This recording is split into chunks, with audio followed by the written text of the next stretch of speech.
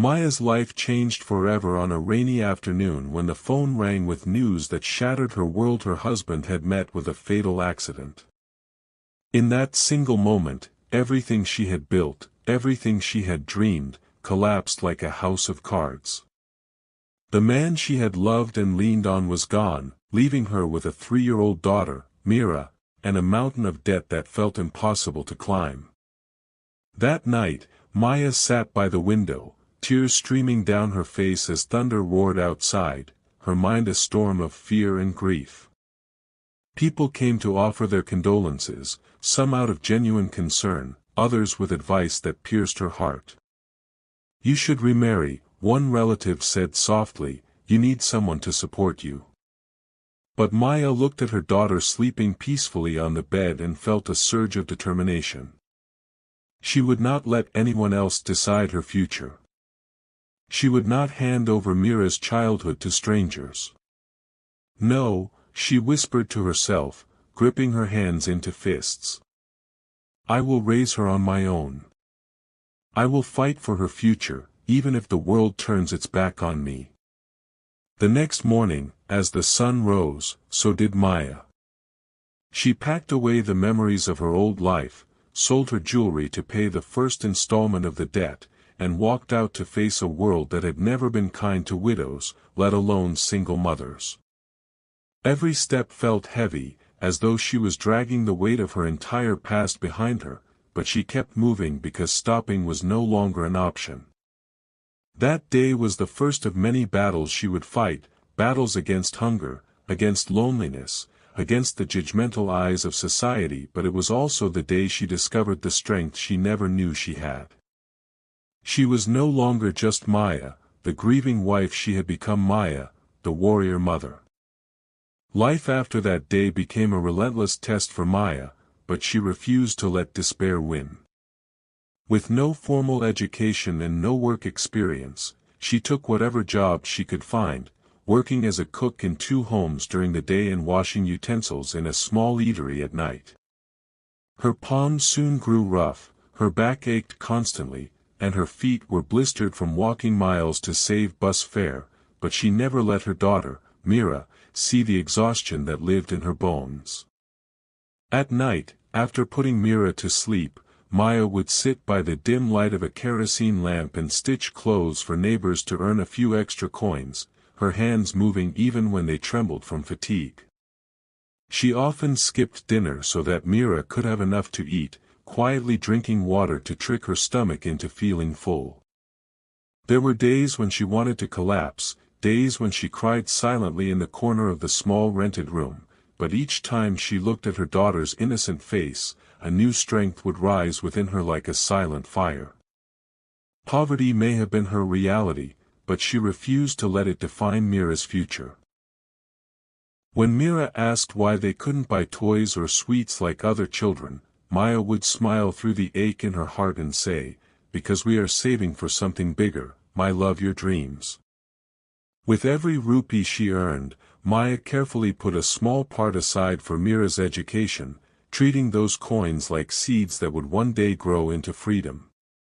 The neighbors whispered behind her back, some pitying her, others mocking her efforts, saying no single mother could survive this way, but Maya learned to tune them out. Each sunrise became a challenge, each night a quiet victory, and slowly, her days began to feel less like punishment and more like a mission. Maya knew the road ahead was still long and full of struggles, but she also knew she had crossed the hardest part, the decision to fight rather than give up. And now, nothing could stop her from building a future where Mira could fly. Just when Maya felt she was finally balancing her life, fate threw her into another storm that threatened to undo everything she had built. One evening, while she was working at one of the houses where she cooked, a piece of gold jewelry went missing, and suspicion fell on her simply because she was poor and had access to the house. The lady of the house confronted her harshly, accusing her of theft, and neighbors soon heard of the incident. Maya stood frozen, her heart pounding, humiliated by the stares of those who had always looked at her with doubt. She knew she was innocent, but in that moment, her silence was taken as guilt. For the first time, she felt her dignity slipping through her fingers like sand. That night, she went home and cried until her chest ached, wondering if all her hard work and honesty meant nothing in the eyes of the world. Mira sat beside her and held her mother's face with her small hands, whispering, "Mom, you always tell me the truth always wins. Don't stop believing now." Those words became the fuel Maya needed to rise again. She returned to work the next day with her head held high and demanded that the employer search the entire house before accusing her again. Weeks later, the real culprit was caught, a relative of the family who had been quietly stealing small things for months. Maya's name was cleared, but the wound of being doubted stayed with her. However, instead of breaking her, the incident made her stronger. She realized that protecting her integrity was just as important as putting food on the table. She promised herself that no one would ever get the chance to question her honesty again, and she worked even harder to make sure she earned not just money but also respect.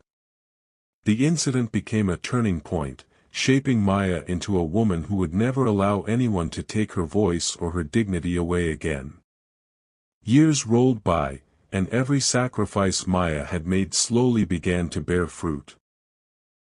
Mira grew into a brilliant, hardworking young woman, fueled by the values her mother had instilled in her: honesty, resilience, and determination. Maya's small stitching work turned into a modest tailoring business that supported their household without the crushing burden of constant debt. On the morning of Mira's graduation, Maya woke before dawn, tears filling her eyes as she ironed the simple sari she planned to wear for the ceremony. She remembered all the nights she had gone hungry so Mira could eat, all the times she had swallowed insults silently so her daughter could stay in school, and all the days she had forced a smile even when she wanted to break down.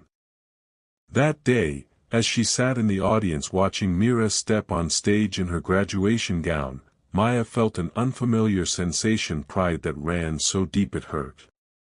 When Mira's name was called and she received her gold medal, she didn't just smile for the cameras. She turned to the audience, called her mother to the stage, and placed the medal around Maya's neck. "This is not just my achievement," she said, her voice trembling. "This is for the woman who worked day and night, who fought the world for me, who taught me what strength truly means. Mom, this is yours." The crowd erupted in applause, but Maya heard none of it. All she felt was Mira's arms around her and the weight of the medal against her chest, the weight of every sleepless night, every tear, every sacrifice, now transformed into victory. For the first time in years, Maya cried openly, but this time her tears were not of pain, but of relief and gratitude. She had not just survived, she had built a life where her daughter could soar. In that moment, Maya realized her journey had not been about struggle alone, it had been about giving Mira wings, wings strong enough to fly into a future brighter than anything Maya had ever dared to dream.